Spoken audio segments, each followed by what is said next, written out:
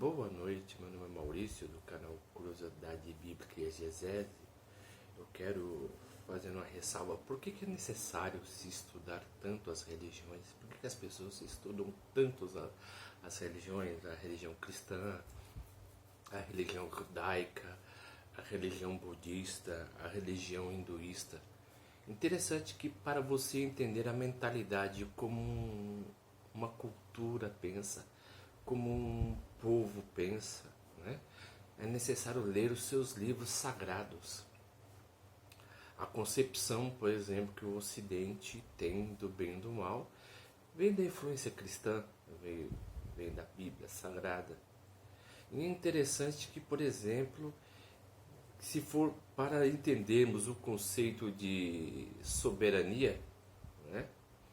Soberania divina, teríamos que ler o livro do judaísmo, porque Deus, né, o Deus dos hebreus é um Deus soberano e ele faz tudo aquilo que lhe convém, o que tem vontade. Ele não está enquadrado, por exemplo, no conceito de bem e de mal, né, verificando no livro de Isaías capítulo 45, versículos 6 e 7.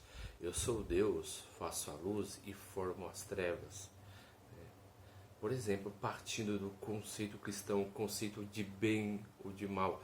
O único livro que temos como referencial seria as Sagradas Escrituras, mas um livro que ajudou o cristianismo a desenvolver essa cultura totalmente dualista é um livro chamado Zen de Avesta, né?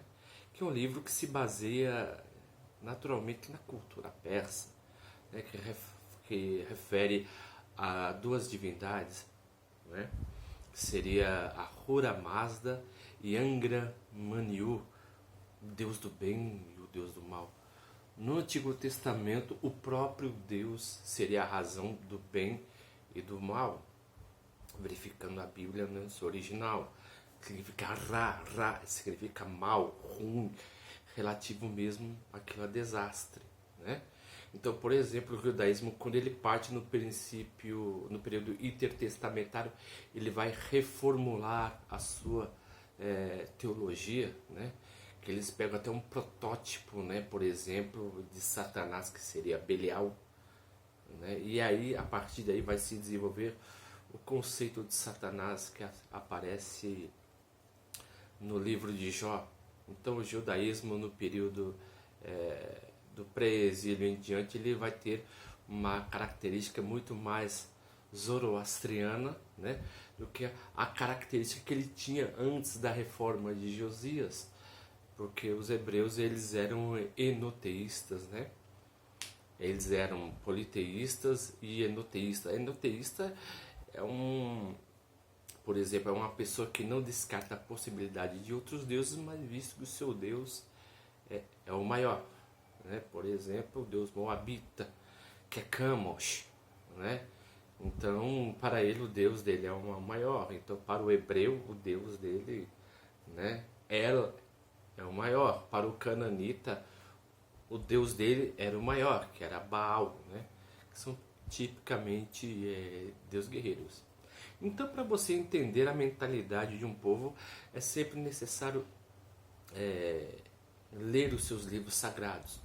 Por exemplo, por que o hindu ele tem uma concepção totalmente diferente do povo ocidental, onde ele trabalha o princípio da impermanência, né? Porque as divindades hindus, elas não são as divindades hindus, ela não é como a divindade cristã que o judeu e o cristão acredita, né?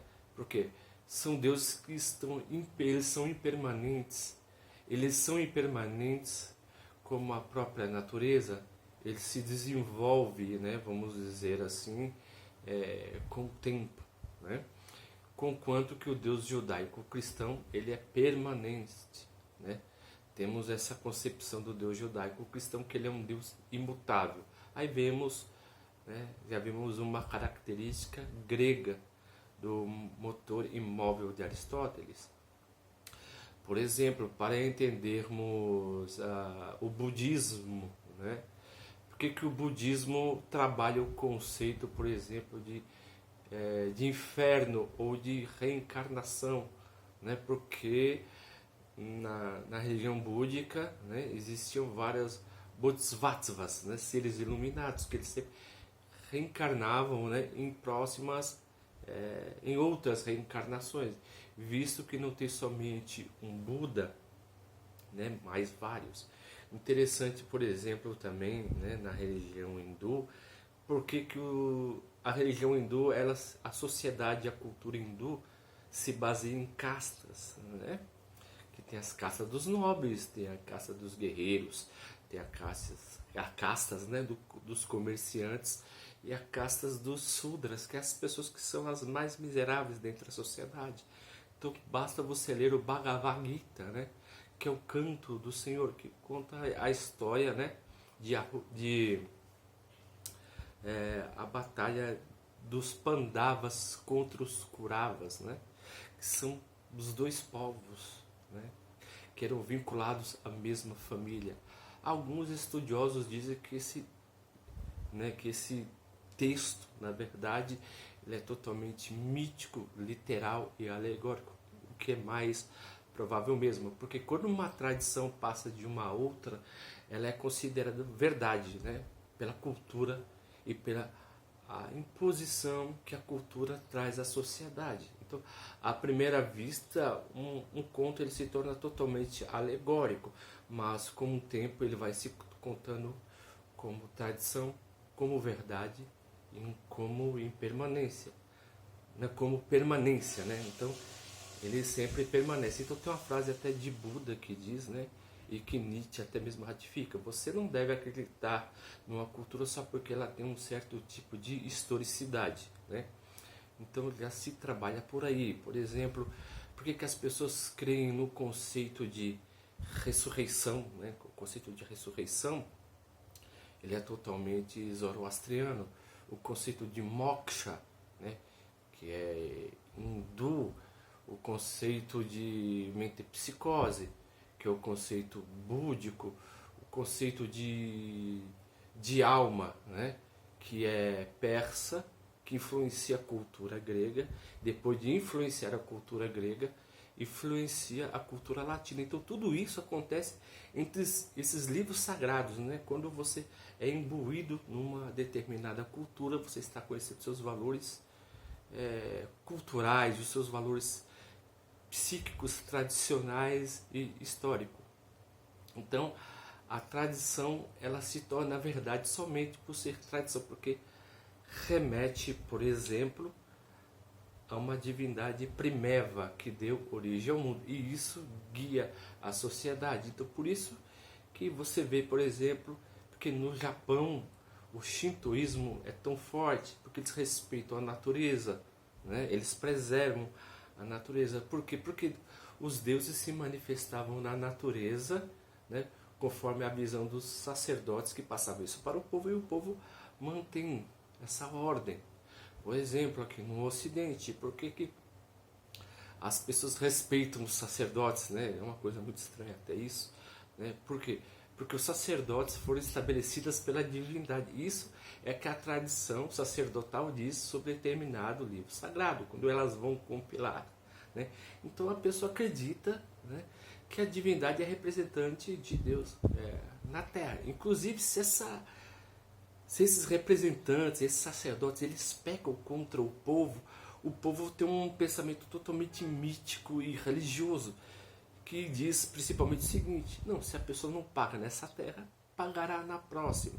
Então isso tem muito a ver, né, com o pensamento da pessoa religiosa. É minha tese, tudo bem, eu posso estar equivocado, mas a informação que nós temos conforme o tempo, né, e você vai vendo as religiões, elas têm sempre essas mesmas matrizes de conhecimento.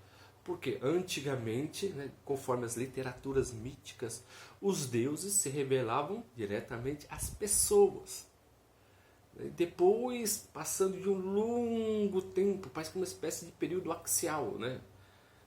Que o que os deuses não se revelam mais às pessoas, então vai se revelando somente aos sacerdotes. Então os sacerdotes seria a ponte entre o homem e a divindade. Então o homem se afastou de Deus ou dos deuses, em que o sacerdote e os profetas são os mediadores entre os deuses e os homens.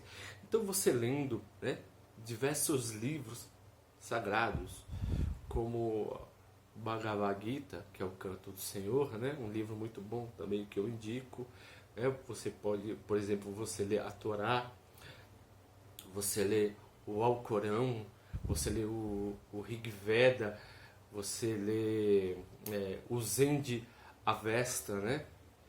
Que, por exemplo, o Zen Avesta ele foi pregado, é uma religião totalmente de caráter zoroástrico, né? Então, por que na religião zoroástica tem esse conceito de bem e mal, de luta constante, entendeu? E que no final, o Deus do bem, né? Que é o Ahura Mazda e o seu sacerdote, que seria o Xiao Xianti, uma espécie de Messias, vai vencer o mal e vai destruir e vai criar um período de milênio, né? Uma paz que durará milênios. Interessante que se assemelha muito ao cristianismo. Mas aqui, por exemplo, no Brasil, nós temos uma cultura muito mais retalhada, costurada, porque temos uma mistura de cultura grega na nossa cultura judaico, cultura grega, cultura persa e alguns traços de outras culturas, mas essa é a mais predominante, né? Então, por que é necessário ler livros sagrados? Porque você, lendo os livros, você começa a entender a gênese do pensamento do homem e como o homem, muitas vezes, ele tem a necessidade de ter alguém que o guie. Isso depende de diversas correntes de pensamento. Por exemplo, Mircea Eliade, né, em seu livro O Sagrado e o Profano, um livro que eu indico também, que é muito bom, e um livro também que eu quero indicar, que fala sobre a mentalidade do povo judaico, hebreu, seria isso aqui. Ó.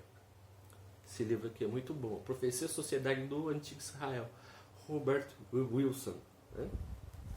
Então, retomando a tese, então, você consegue entender, por exemplo, a mentalidade de um povo, né, a sua gênese, né, da maneira que ele pensa conforme a sua cultura. Então, a questão do historiador ou do pesquisador é pesquisar essas raízes e verificar que os pensamentos que temos não é praticamente nosso.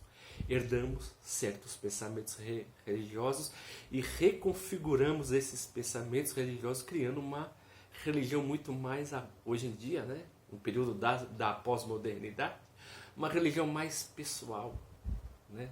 Não se torna mais a religião de um livro, né? Quando uma pessoa, por exemplo, vai ler a Bíblia hoje, a pessoa fala, é o que eu sinto, é o que eu acho. Então você vê que já não tem mais uma informação de tradição, né?